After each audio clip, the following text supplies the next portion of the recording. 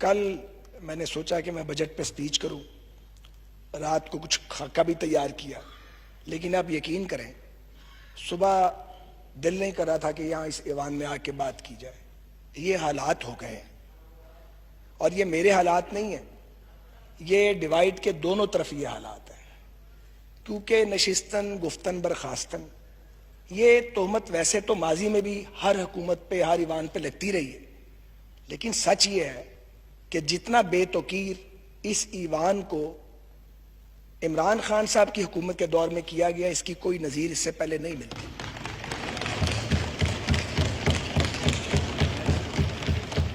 ہم یہاں یہ درست کہا، ایک پی ٹی آئی کے کسی دوست نے بھی یہ بات کی، میری بہن نفیسہ شاہ صاحبہ نے بھی ابھی بات کی، ہم یہاں پہ ایک دوسرے کے گریبان پھاڑنے تو نہیں آتے، ایک دوسرے کی بے عزتی کرنے کا مینڈیٹ لے کے تو ہم یہاں نہیں آتے۔ لوگوں نے ہمیں اس لیے ووٹ تو نہیں دیا کہ ہم ہر وقت ایک دوسرے کے اندر کیڑے ڈالیں، کیڑے نکالیں۔ تنقید کرنی چاہیے، تنقید ہونی چاہیے، لیکن تنقید تو تب کرے جب کوئی سننے والا ہو، کوئی بات پہ عمل کرنے والا ہو، کوئی تجویز لینے والا ہو۔ ایسا کوئی بندوبست یہاں موجود نہیں ہے۔ ٹھیک کہا ہے یہاں پہ نفیسہ شاہ صاحبہ نے کہ ایک ایسے وقت پہ جب ہم ایٹ وار ہیں، افواج کام کر رہی ہیں، جوڈیشری کام کر رہی ہے، ہیلتھ کیئر والے جو ہیں وہ دن رات کام کر رہے ہیں، ریسکیو والے، پولیس کام کر رہی ہے، آپ نے پارلیمنٹ کا لاک ڈاؤن کر دیا۔ لوگ یہ سوچنے میں حق بجانب ہیں کہ لوگوں کی جانیں جا رہی ہیں، کیا سیاسی قیادت کی جانیں پاکستان کے عام لوگوں سے زیادہ قیمتی ہیں؟ کتنا خوف ہے کرونا کا کہ ہم یہاں بات نہیں کر سکتے۔ اللہ تعالیٰ سب کو اپنی حفظ و امان میں رکھے، لیکن جب حالت جنگ میں قومیں ہوتی ہیں تو اگر واقعی جمہوریت ہو، واقعی وہاں پہ پارلیمنٹ فنکشنل ہو، تو پھر وہاں پہ پارلیمنٹس کا لاک ڈاؤن نہیں کیا جاتا۔ سچ یہ ہے کہ پاکستان میں جمہوریت نہیں۔ کوئی اس بات کو جلدی مان گیا ہے، کوئی اس بات کو اب مان رہا ہے، کوئی تھوڑے دن بعد مان جائے گا۔ ویسے تو پی ٹی آئی کی گورنمنٹ نے بہت بڑے بڑے اعزازات حاصل کیے ہیں پاکستان کی تاریخ میں، لیکن جو کمال کیا ہے وہ یہ کہ آپ نے وہ وعدے کیے اور وہ نعرے لگائے جن کی تکمیل کا کوئی تصور بھی نہیں کر سکتا تھا۔ آپ نے 90 دن میں کرپشن ختم کرنی تھی، آپ نے 1 کروڑ نوکریاں دینی تھی، آپ نے 50 لاکھ گھر بنانے تھے، آپ نے سارے چوروں کو، اور ظاہر ہے کہ سارے چور بقول آپ کی اپوزیشن میں ہیں، ان کو الٹا لٹکا کے ان کے پیٹ پھاڑ کے اس میں سے قومی دولت نکالنی تھی، اور آپ نے پاکستان میں انصاف کا دورہ کر دینا تھا۔ یہ تھا آپ کا سلوگن، اور آپ نے پاکستان کی اکانومی کو رائز کرنا تھا، اور آپ کے لیڈر فرماتے تھے اور بار بار یہ بھاشن دیتے تھے کہ جب غربت بڑھ جائے تو سمجھ لو کہ وزیر اعظم چور ہے۔ وہ فرمایا کرتے تھے اور وہ باقاعدہ نقلیں اتارتے تھے کہ کشکول لے کر پھرتے ہیں اور مجھے شرم آتی ہے، میں تو خودکشی کر لوں گا۔ اللہ نہ کرے وہ کبھی خودکشی کریں، لیکن آپ نے پاکستانی قوم کو خودکشیوں پہ مجبور ضرور کرتی ہے۔ آپ یہ دیکھیے، اب 2 سال ہو گئے آپ کو آئے، آپ کو مقابلہ کرنا تھا بھوک کا، بے روزگاری کا، غربت کا، ناانصافی کا۔ آپ کو مقابلہ کرنا تھا انڈین ایگریشن کا، آپ نے مقابلہ کیا صرف اپوزیشن کا، اور اس کے بعد اس آزاد میڈیا کا جو آپ پہ تنقید کرتا ہے۔ آپ نے یہ بھی نہیں سوچا کہ یہ وہی لوگ ہیں جو آپ کی حکومت لانے والوں میں شامل تھے، آپ نے ان کو بھی ٹارگٹ کر دیا۔ آج میر شکیل پابند سلاسل ہے، تو جنگ اور جیو تو آپ کا سب سے بڑا سپورٹر تھا، تب وہ ٹھیک تھے، آج وہ غلط ہے۔ آپ نے جیلیں بھر دی اپنے مخالفین سے، ہمیں آپ نے چور ڈکلیئر نوٹیفائیڈ کر دیا، آپ کی نظر میں ہم سب چور ہیں۔ مجھے بتائیے اس سے پاکستان کو کیا ملا؟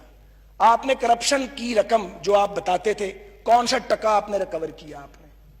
آپ کے حالات یہ ہیں کہ بجٹ سر پہ ہے، شہباز شریف کو پکڑنے کا بڑا شوق تھا، بجٹ گزار لیتے۔ آپ میں اتنی قوت برداشت بھی نہیں ہے۔ آپ نے قائد حزب اختلاف کو وہاں پہ لے جا کے جیل کے کنارے پہ کھڑا کر دیا، اب عدالت سے وہ ضمانت پر ہیں، کورونا کا وہ مقابلہ کر رہے ہیں۔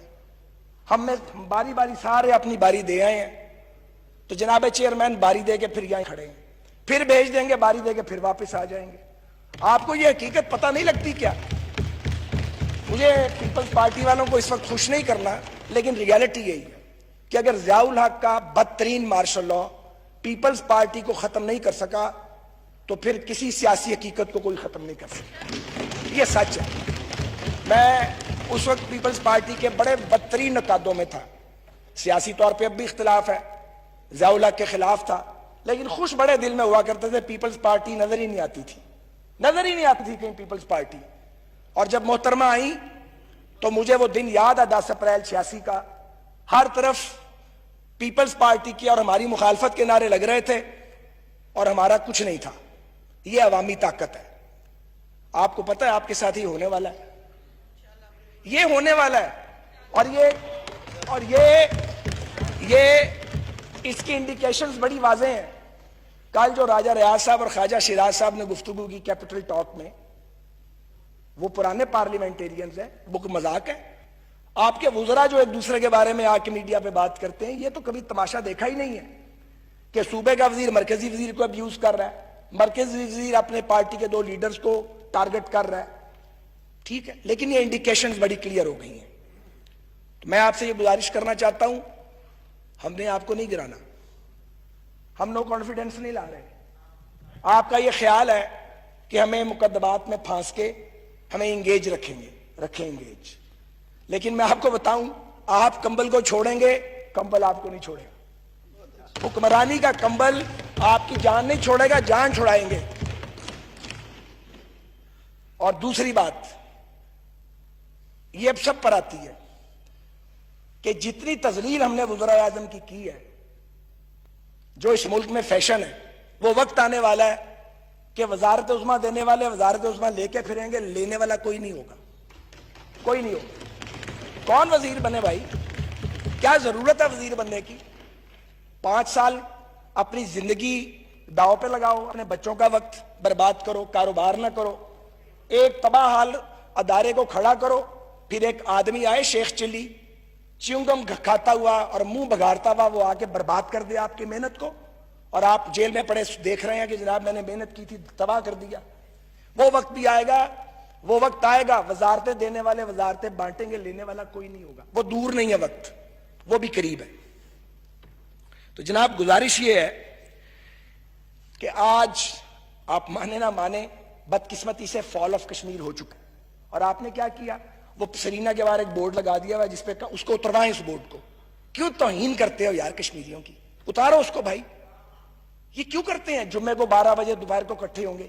یہ بھی نہیں سوچا کہ جمعے کو 12 بجے اکٹھے نہیں ہو سکتے، یہ 2-4 بار ہوگا پھر نہیں ہوگا. آپ کے ایڈوائزر کون ہے؟ کون آپ کو مشورے دیتا ہے؟ چائنیز نے نکیل ڈال دیا انڈینز کو. آپ نے کیا کیا ہے؟ فال آف کشمیر ہو چکا ہے، یہ ایک ریالٹی ہے، اور تاریخ میں یہ بوجھ آپ کے دور پہ رہے گا. آگے بڑھیے. ٹڈی دل آیا، کچھ چلا گیا، کچھ مر گیا، کچھ بریدنگ یہاں پہ ہوتی رہی. آپ لوگ سوئے رہے، آپ لوکسٹ کا مقابلہ ہی نہیں کر سکے، اربوں روپے کی فصلیں وہ اجاڑ گیا ہے، اور آپ نے سارا کام اب این ڈی ایم اے کے سپرد کر دیا ہے. پہلے آپ بحران کریٹ کرتے ہیں، کیونکہ بحران آتا ہے آپ کو پتہ ہی نہیں لگتا. آپ تو اپنے مخالفین کو جیلوں میں ٹھوسنے میں مصروف ہیں، اور ہم میں سے کون ہے جو آپ کا وکٹم نہیں ہے؟ آپ ہمیں وکٹم بنا لیتے، اس ملک کا ہی بھلا کر لیتے کچھ. آپ ٹڈی دل کا مقابلہ نہیں کر سکے. کورونا آ گیا، کورونا میں آپ نے کیا کیا؟ 8,000 روپے ٹیسٹ کی فیس ہے. جب ڈینگی نے حملہ کیا تھا اور آپ ہمیں ڈینگی کے تانے دیتے تھے، میں بڑے ادب سے عرض کروں، ہم نے 800 کا ٹیسٹ 90 روپے میں کیا تھا، اور 90 روپے کروایا تھا. وہ مزے کی بات ہے، آج بھی 90 روپے ہے. آپ کا 8,000 کا ٹیسٹ 80 روپے کا نہیں ہو سکتا تھا، مگر آپ کا 2,000 پہ آ سکتا تھا. آپ نے کوئی مینجمنٹ نہیں کی. لوگ ٹیسٹ کے لیے رولتے پھرتے ہیں، ہسپتال بھر چکے ہیں، آپ نے کوئی ایمرجنسی میئرز نہیں لیے.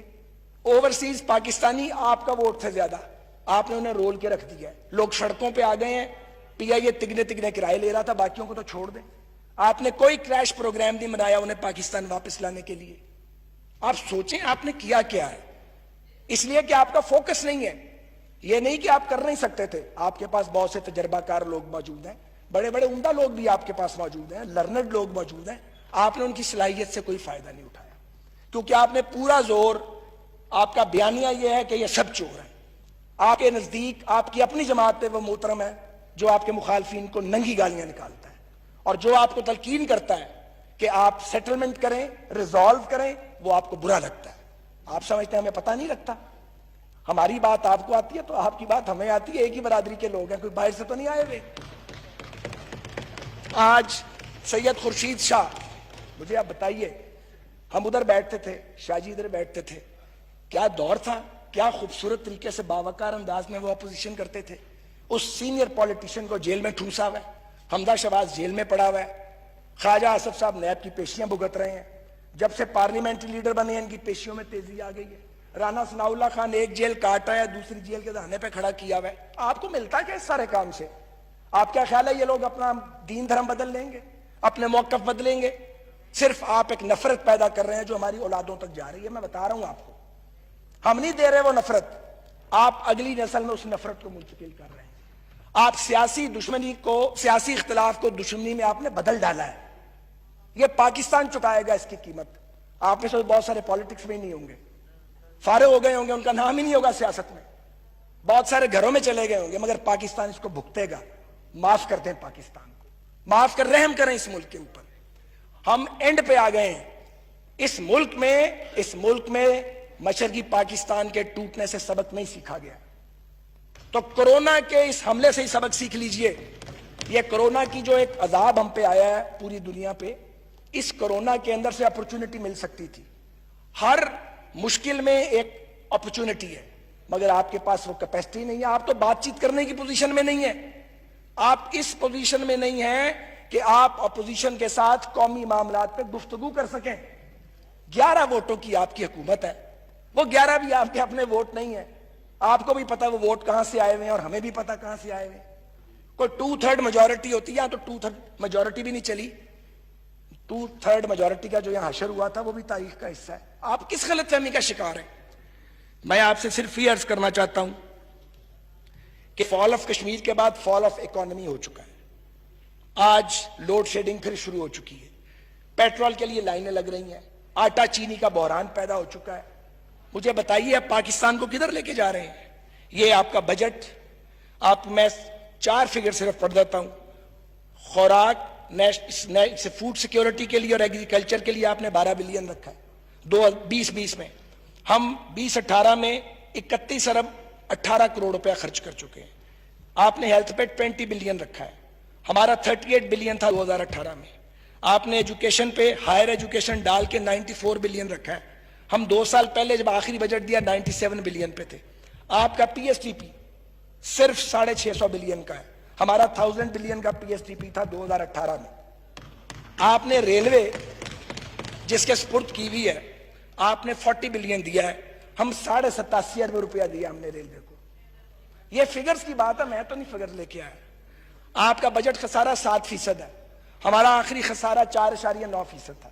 ہم مان جاتے ہیں کہ ہم نے مصنوعی طور پہ روپے کی قیمت بڑھائی تھی, ہم نے مصنوعی طور پہ کاروبار کا پہیہ چلا دیا تھا, ہم نے مصنوعی طور پہ لوڈ شیڈنگ ختم کر دی تھی, ہم نے مصنوعی طور پہ سارے کام کیے ہوں گے. موٹر ویز بھی مصنوعی بنا دی ہوں گی, بٹ بن گئی تھی.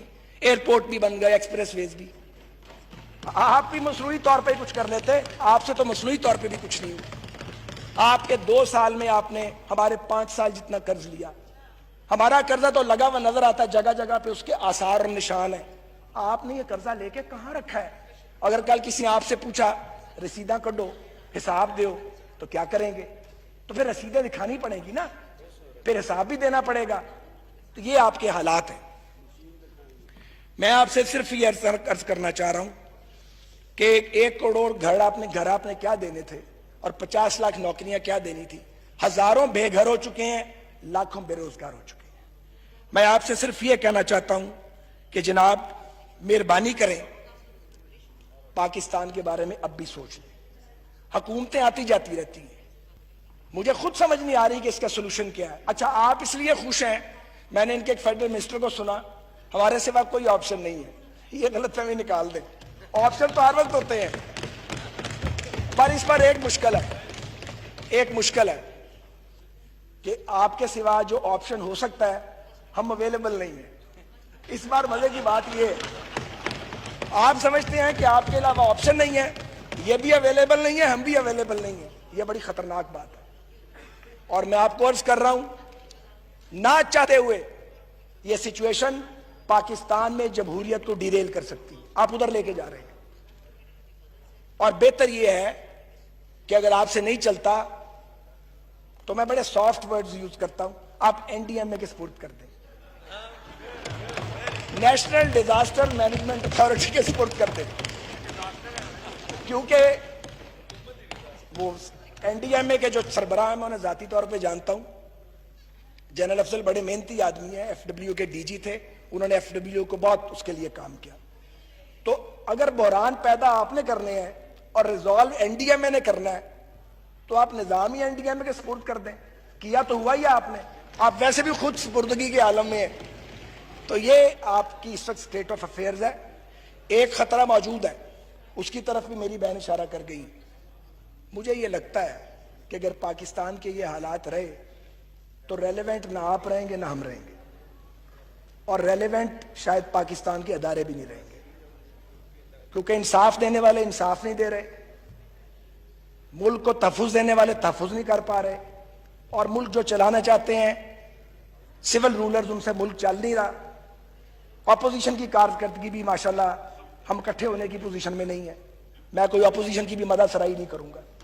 تو یہ جدھر جا رہا ہے نا پاکستان، یہ اتنے خوفناک راستے پہ جا رہا ہے. مجھے ڈر ہے کہ کسی دن پاکستان کے کسی شہر کی ایک کچی آبادی سے چند 100 لڑکے نکلیں گے ڈنڈے لے کے، اور جو راستے میں آئے گا اس کو تہس نہس کر دیں گے، اور ان کے ماڈل کو اللہ نہ کرے فالو کریں گے. اور کچی آبادیوں کے بے روزگار لڑکے ڈنڈا بردار جن کے سائے ہوں گے ان کے نام پتہ نہیں ہوں گے، اور پھر پاکستان کو سنبھالنا بہت مشکل ہو جائے گا. کوئی ریلیونٹ نہیں رہے گا. اب بھی وقت ہے، تھوڑا سا وقت بچا ہوا ہے. پاکستان میں مقتدر طبقات کو اس پہ سوچنا چاہیے کیسے پاکستان کو جوڑا جا سکتا ہے. اگر ہم طاقت کے ارتکاز کی جنگ لڑتے رہے، اگر جوڈیشری، اسٹیبلشمنٹ، سیاسی جماعتیں، اپوزیشن، گورنمنٹ، ایون میڈیا، ہم سب یہ لڑائی لڑتے رہے کہ طاقتور کون ہوگا، تو کوئی طاقتور نہیں بچے گا. پھر سب کمزور ہو جائیں گے، سب لوزر ہوں گے. کوئی گینر نہیں ہوگا، کوئی پہلے لوزر ہوگا، کوئی بعد میں لوزر ہوگا. ہم سب لوزر ہوں گے. میں اپنی بات کو سمیٹتا ہوں یہ کہتے ہوئے کہ بجٹ جو آپ نے پیش کیا ہے، ہمارا اس پہ بالکل اس لیے اعتماد نہیں ہے کہ ہمیں معلوم ہے آپ منی بجٹ لانے والے ہیں. ہمیں معلوم ہے کہ آپ نے فگرز کو فج کیا ہے. ہمیں معلوم ہے کہ آپ نے اس میں کوئی انقلابی اقدامات نہیں کیے. کورونا کا عذاب ایک اپرچونٹی بن سکتا تھا، آپ یہ کیپیسٹی نہیں رکھتے. مگر خدا کے لیے ایک کام اب بھی کر لیں، جائیں اپنے لیڈر کو جا کے سمجھائیں یہ لڑائی جھگڑا دنگا، اپوزیشن کو گھسیٹنا، ڈریگ کرنا، مخالفین پہ پھپتیاں کسنا، بہتان لگانا، سندھ گورنمنٹ کو پین ڈاؤن کرنے کی کوشش کرنا، اپوزیشن کو باندھنے کی کوشش کرنا، مخالف جماعتوں کو انگیج کرنے کی کوشش کرنا کہ ان کو مقدمات میں الجھاؤ، اس سے ملک نہیں چلتے. پاکستان بہت بڑے کرائسس کا سامنا کر رہا ہے. معاشی بحران بھی ہے، معاشرت کا بحران بھی ہے، جمہوری بحران بھی ہے، اور آئینی بحران بھی ہے، انصاف کا بحران بھی ہے. جہاں سپریم کورٹ کے جج کو انصاف نہیں ملتا وہاں انصاف کس کو ملے گا؟ تو آپ پاکستان کو، اگر آپ کا نعرہ انصاف تھا، اگر آپ اس کو انصاف کی طرف لے جانا چاہتے ہیں تو پھر اپنا ظرف جو ہے اس کو ذرا بڑا کیجئے. اپنے مخالفین سے ابھی بھی بات کیجئے. پاکستان کے نام پر کوئی کسی کو کنسیشن نہیں چاہیے آپ سے، مگر پاکستان کے لوگوں کو کنسیشن چاہیے. پاکستان کے عام آدمی کو ریلیف چاہیے. ضروری ہے، لازم ہے، کوئی شارٹ کٹ نہیں ہے کہ آپ قوم کو جوڑنے کی کوشش کریں، ہم قوم کو جوڑنے کی کوشش کریں. جو لوگ قوم کو تقسیم کرنے کی کوشش کریں گے وہ ڈیوائیڈ کے اس پار ہوں یا اس پار، وہ اداروں میں موجود ہوں یا ایوان میں موجود ہوں، پاکستان کے دوست نہیں ہو سکتے. شکریہ. تھینک یو جی خالد صاحب.